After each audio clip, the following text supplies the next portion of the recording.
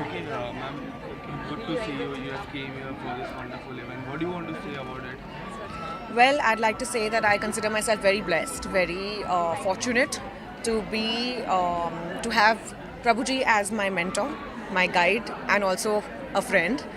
This is a wonderful book, Icons of Grace, written by Prabhuji, which I have read. It speaks about the lives of 21 very illustrious saints of our country, and it's a book which truly motivates you to be more devotional, just through the lives of all these wonderful people.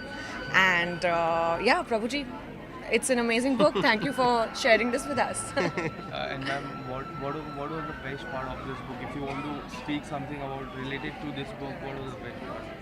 I think all the stories, which were very inspirational, they were pretty much an eye opener. There were a lot of saints that I personally did not know about.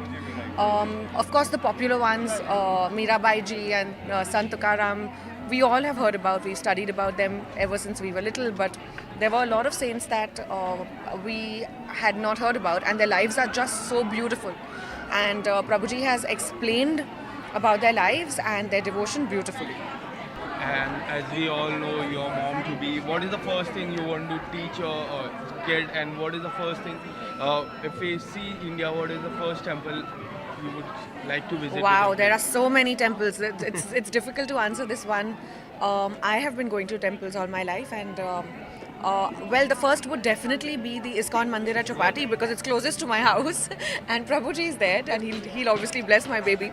And the first thing that I'd like to teach my child, I guess I'd put my child to sleep on the Maha Mantra. Yeah. Yeah, like I would make that a part of my baby's life Thank you from so a much. very young age on. Yeah. Thank you so much, ma'am. Thank you. Thank you. Hare Krishna. Thank you so much. Hare Hare Krishna. Krishna.